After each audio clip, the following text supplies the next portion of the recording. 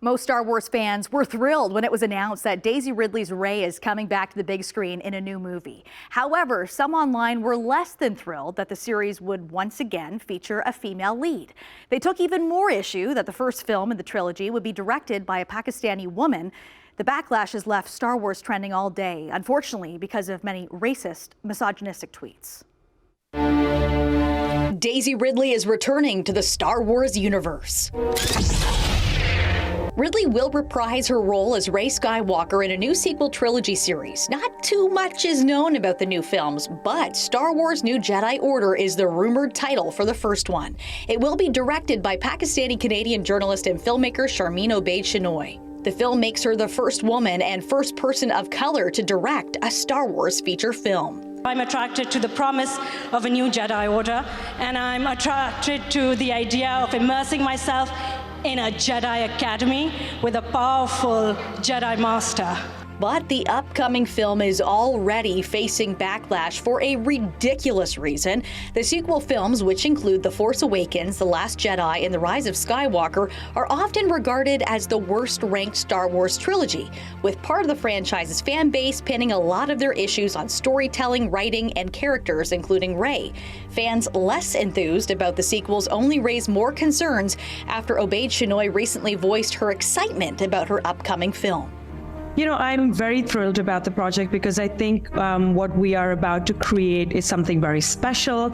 And we're in 2024 now, and I think it's about time that we had a woman come forward to shape the story in a galaxy far, far away. The latter section of those comments only furthered the criticisms being pinned against the new movie, eliciting racist and misogynistic reactions on X. One user writing, "Turning Star Wars into a girl band will prove to be one of the costliest decisions in entertainment history." Another chiming in with, quote, "A Pakistani feminist activist will direct the next Star Wars and the plot will be shaped by a woman. Place your bets on how many tens of millions they'll lose at the box office." While another said, "Women do not understand Star Wars. It is made by and made for men."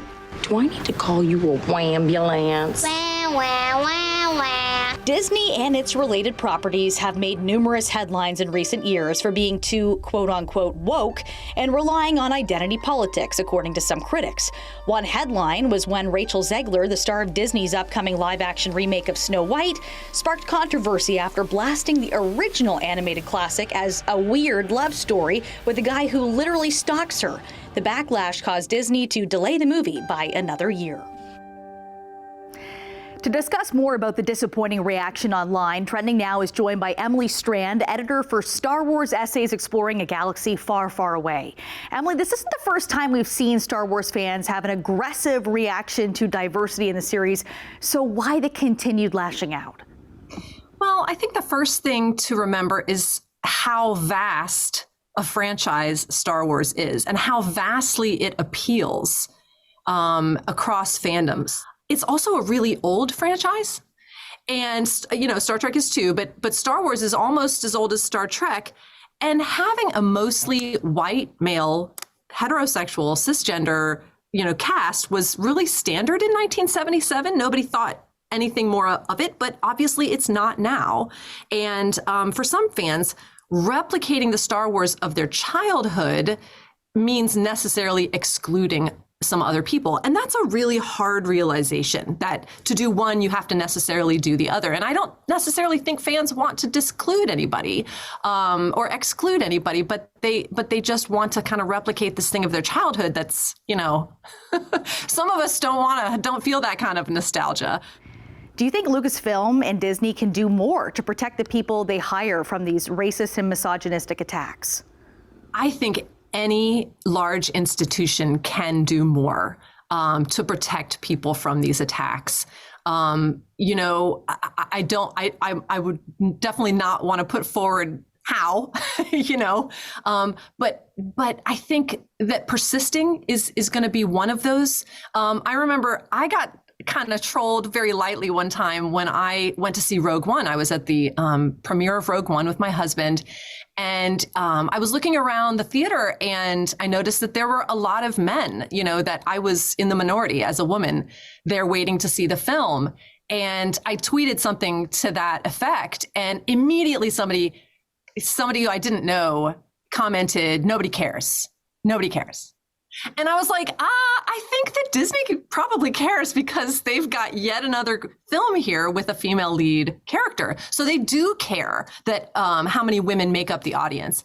And so I think that it's really important for them to just stay the course. And, reaching out personally to people, seeing what people need, what their staff need, what their actors need, what their crew needs. So what is it about popular culture that makes fans feel ownership over the media they love? Gosh, that's a great question. I think it's very transporting. Many of these franchises are very transporting. What they do is they invite you in to the world itself.